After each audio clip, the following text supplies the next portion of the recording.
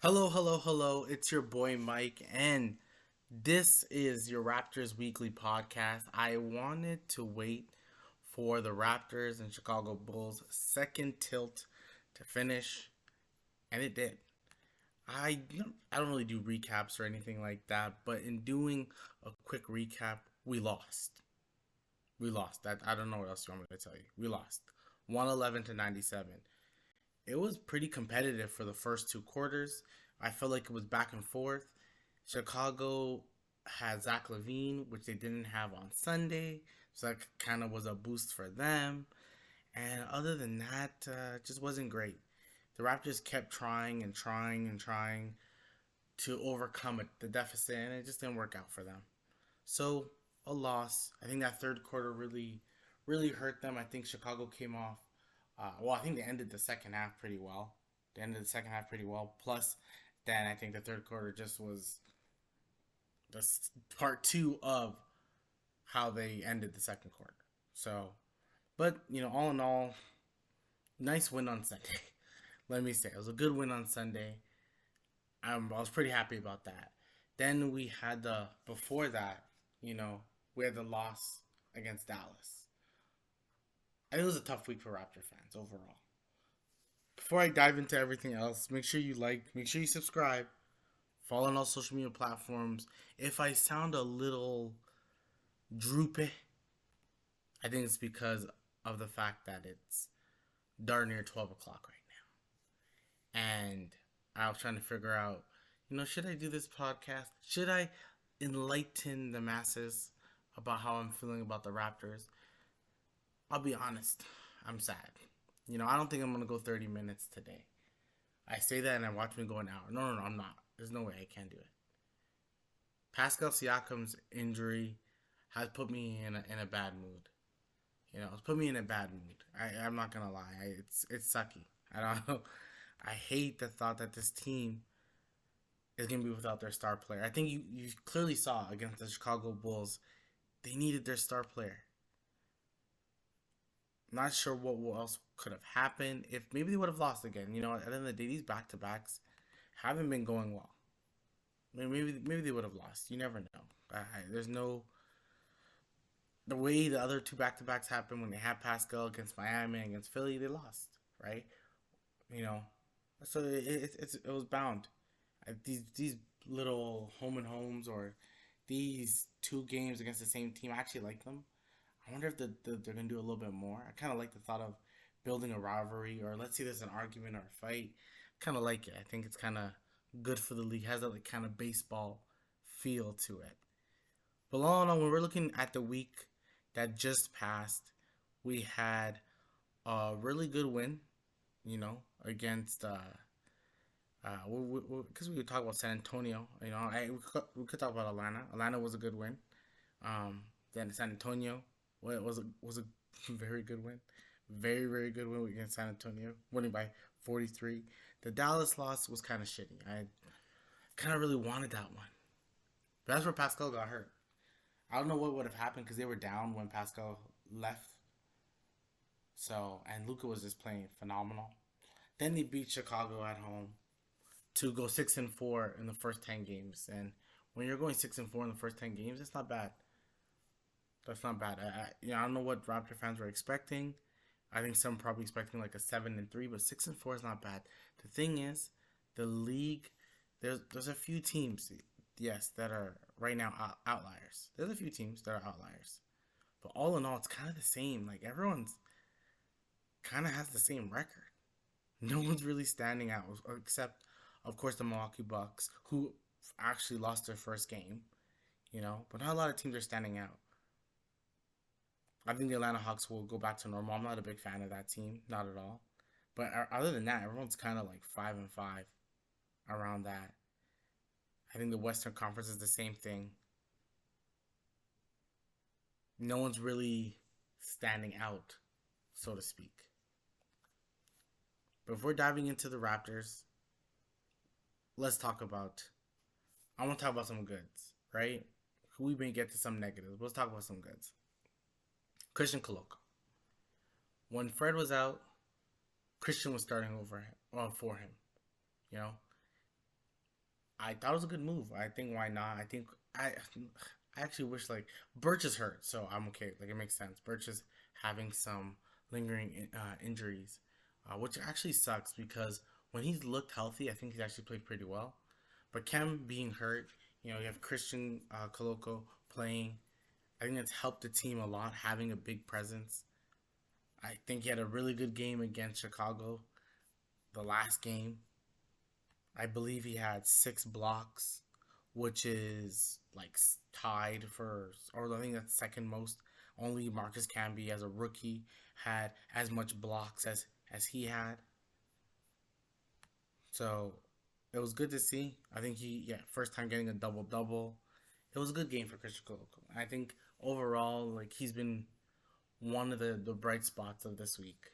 If we had to talk about giving someone the bright spot of the week or the player of the week, I would give it to Christian Koloko. I know what we can say. Fred has done the past 2 games, and I'm gonna get to that.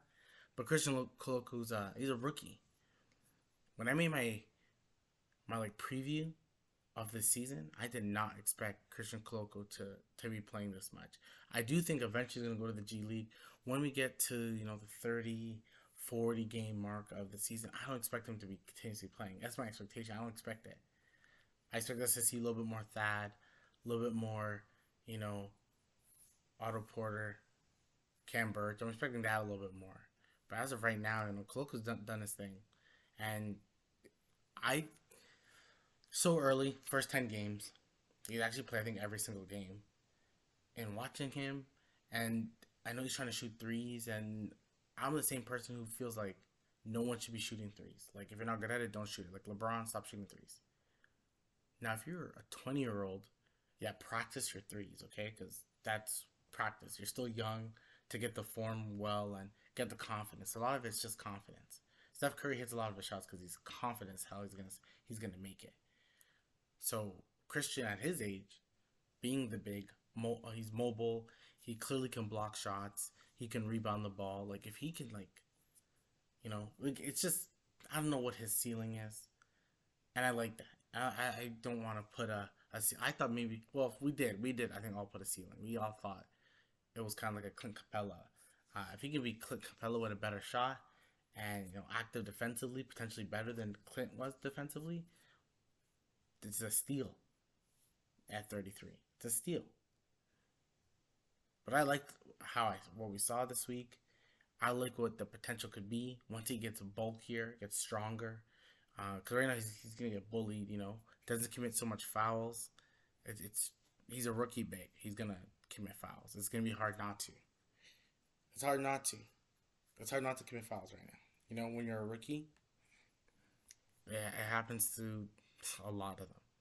It's not like he's not standing out of nowhere. It happens to a lot of them. So it is what it is. But I thought he's been a highlight overall. His ability to be shifty, to move around, you know, be a lob threat, being a lob threat for Fred and being there for even Pascal, grabbing those offensive rebounds, like things like that. I think you know what we've all seen from him has been impressive. He's a rookie. I didn't think we expected any of this. I'm really happy with his defensive side, though. But anything I like to speak, I like his defensive side. The ability to block shots. That means when guys are, playing against the Raptors, you have all these switchable wings. You have to face Scotty, then here's Pascal, then there's OG with the hands. Gary could be one of the shorter guys on the court, but he has wingspan pretty long. Like all these guys are shifty, so it's good. Then you drive to the lane, you have some 7'1" guy who I don't know why ESPN has him as a forward. He's not a forward. He is definitely a center. No question about it. He is a center. I don't know if they're confused. Don't know what they're confused about. My guy's a center. He's definitely a center. But yeah, I thought he was a highlight for the week. I of course honorable mention to Chris Boucher, but not a good game today. Let's just say that. Not a good game today. I don't think our bench has stepped up. if I'm talking about a negative, um, I want to say, see, I don't want to say our bench has been because I think the two wins, I think the bench, outscored the other team's bench, and they haven't been that bad. Like Boucher's been to me amazing. So Boucher's been so good this whole year. Best bench player so far. Precious is up and down, up and down, up and down, up and down. So it sucks, It's not the team that or the bench that we want to see. I think, and I'll dive into it a little later on. But with Pascal out, I think I really want to see what we have in our bench. I'm okay with exploring things. Like today, I think Nick really wanted to explore Honcho, or I said Wancho, sorry. I think he really wanted to explore Wancho's minutes and see what he can bring. Another forward who can shoot three. I think he really wanted to see what he can bring. I like the thought of playing Thad Young more. So I don't know. We'll get into that. But before we even get into that per se, but before we get into that part of the Raptors talk, let's just say it. Let's talk about it. Pascal's hurt because everything really just dives into Pascal being hurt. The whole center of our Raptors universe is the fact that Pascal got hurt. Strained, pretty much groin, which has happened to him before. For some players, they were out like 3 weeks. It says that he'll be out, or he'll be reevaluated, not out, reevaluated in 2 weeks. That means he'll be reevaluated. That means he's going to be looked at in 2 weeks. Doesn't mean he's going to play. I do think he's probably out for 3 weeks, but I'm not no doctor. That's an educated guess. Out for 3 weeks. I think we've seen for other guys, they've been out for like 3 weeks. DeMar's only the guy who was probably out for a game or didn't miss any games. So Pascal's going to be out for a little bit. Averaging 25, 9, and 8, pretty much. We're losing now. The leader in points, rebounds, and assists. Only, I believe, Giannis and LeBron, not LeBron, Giannis and I think Jokic are the only guys on their respective teams that are doing that. Maybe Luka, maybe not Giannis, maybe Luka is doing that. So like Pascal's in like a rare company, leading your team in all categories, or those three main ones, some would say. He's your go-to guy. Arguably, the person who's really been struggling past a couple games is Gary. He can't find his shot, and apparently, I think his name is Samson Falk. He had spoken about the fact that Gary's in the ideal role, right? And he's been Pascal's like number 2, in regards to scoring. He was averaging 20 points a game. It sucks, right? He didn't shoot poorly today. He didn't shoot poorly today. I know that, but I don't know. I think with the way everything is going, we're gonna need a lot more from Gary. We can't have 19 points from Gary.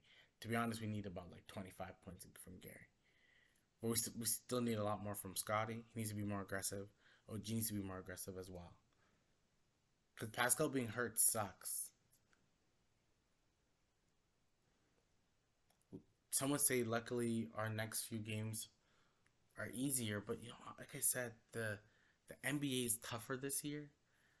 We have Houston, we have OKC, we have Detroit. These teams are, young and ready,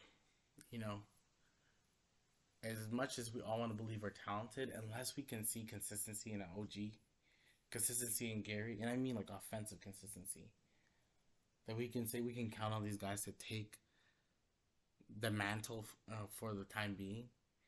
We have to remember, last year, Pascal was out for a shoulder injury, and the Raptors were okay. They won some games, they were okay, but OG wasn't the best he's been now at that time. At the end of the day, the team is better. Obviously, when the best players playing, the team is overall better. But it's not like I haven't seen the one person that you may expect, and once again, it's the second year, so don't expect too much, but Scotty. Scotty's the one that you want to see if he's going to be that guy. Because this is his moment to shine, honestly. This is his moment to, like, give me the ball.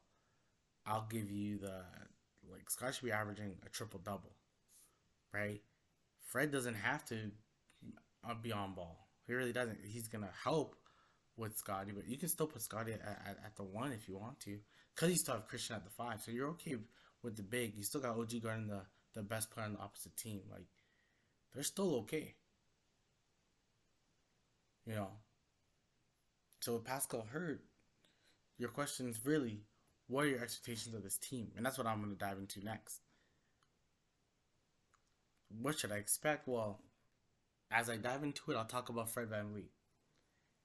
He's past two games have scored 30 and now 27. There's sometimes I'm watching Fred and I'm like, man, Fred, pass the ball.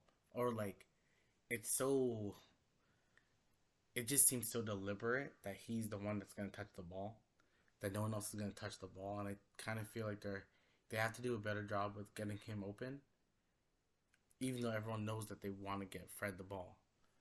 If you can't get Fred the ball to be open, then you got to figure something out. But I don't like what I don't like. I'm not a big fan of what we're seeing here.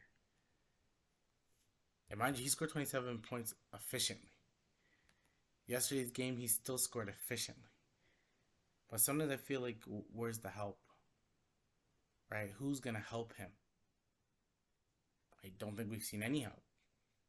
Even last game, I understand they won, but Fred was doing a lot.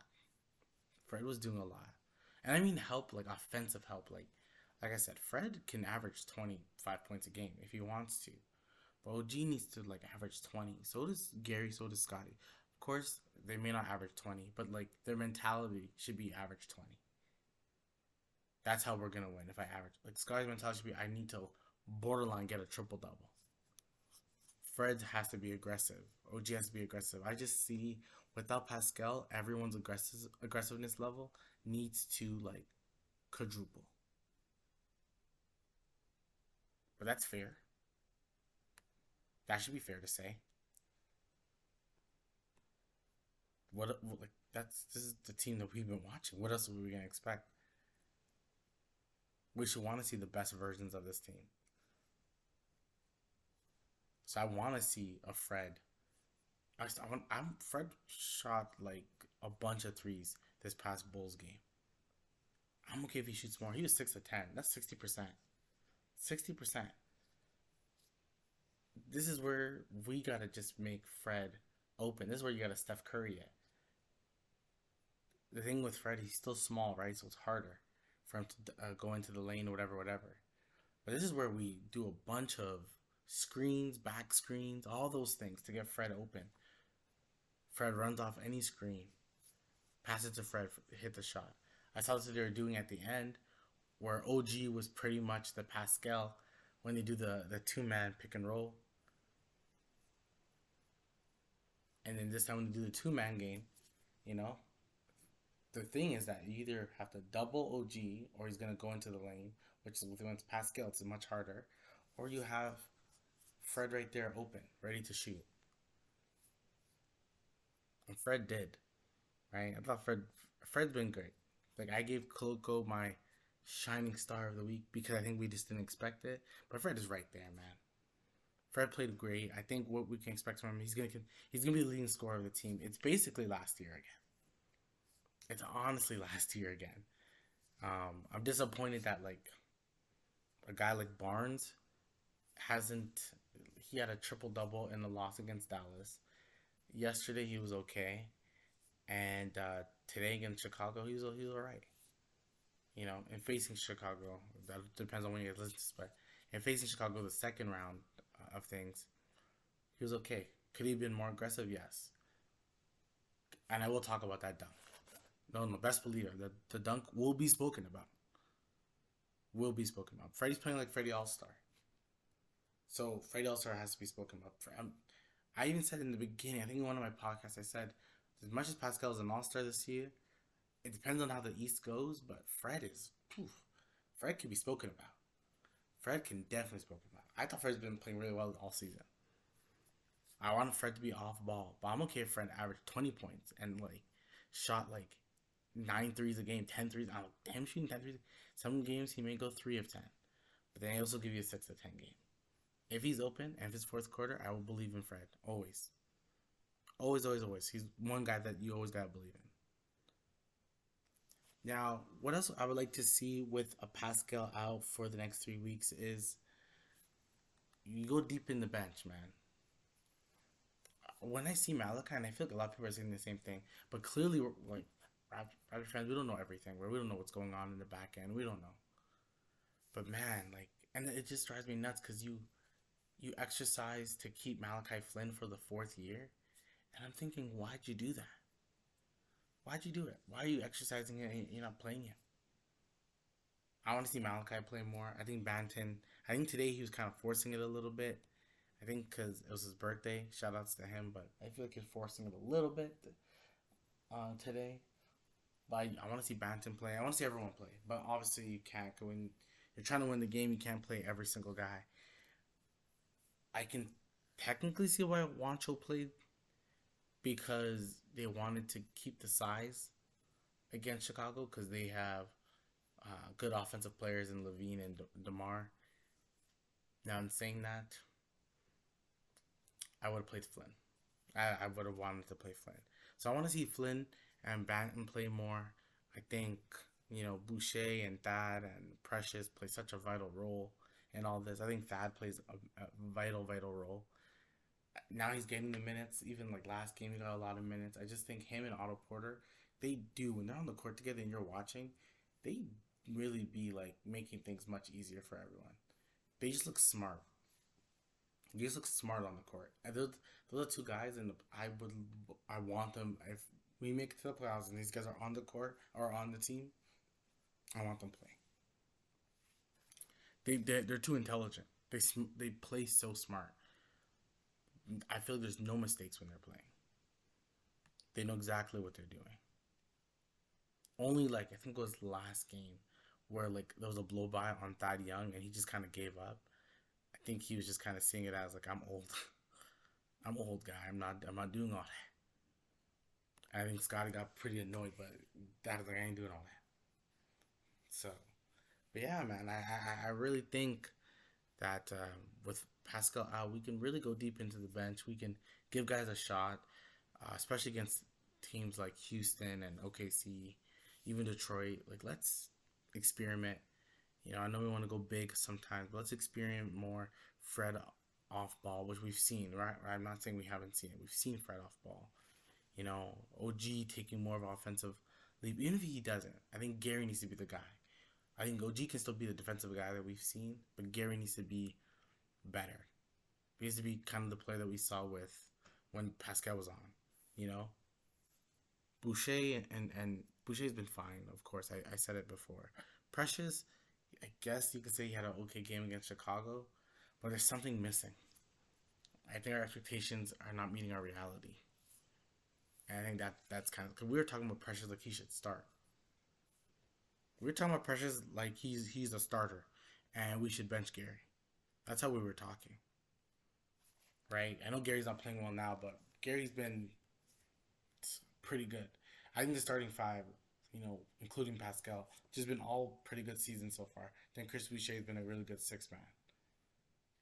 We're still kind of waiting to have that seventh, eighth guy, especially when we get straight to the closer to the playoffs. We're 10 games in, so it is what it is. But that's right now for my weekly podcast for the Raptors. I'll probably make another podcast. I'll probably make it after the Houston game, something like that. Overall, fun week. Fun upcoming week. Not a fun week because we lost Pascal, and I don't know how else to say how incredibly sad I am about it. I've been a big Pascal guy, and seeing what he's done so far, just to have him hurt, it's like devastating to me because he was our best player. He was legit our best player, and to not have him play is just it's unfortunate. You're hoping good things can happen, but with this team, we have Houston, Oklahoma, and Indiana. The next 3 games. I just saw that Miles Turner scored like 36 points. Like I think the man had almost closer to a triple double. Like he was doing his thing this game. So we'll see about that. I don't know if I take away if I go Houston, we can go 2-1. I don't know where the one happens, but if there's a Pascal, I'm like we're going 3-0. These are inferior teams. We should be beating them with an All NBA talent in Pascal. But I don't know. I think things are different. If Gary can kind of become that 1 month where Gary's just scoring 30 points a game, if that Gary shows up for a little bit, we'll be fine. We'll be fine because he could be back by the way we're looking at it by that arguably almost against Dallas again. He could be back again. So we'll have to see. But tell me what you guys think about the Raptors this week. Tell me your thoughts, your emotions, your feelings. Still almost went 30 minutes. Why not? But comment below, subscribe, and I'll talk to you soon. Peace. I didn't forget to mention, which I kind of did because I signed out, but that Scotty Barnes dunk was phenomenal. Probably the dunk of the year so far. But the power, the strength, the straight ignorance of that dunk was spectacular. It was special. This is why Nick Nurse is always telling Scotty Barnes to drive the ball down people's throats. And he did. What an excellent dunk by Scotty Barnes. Don't forget to like and subscribe. Talk to you again.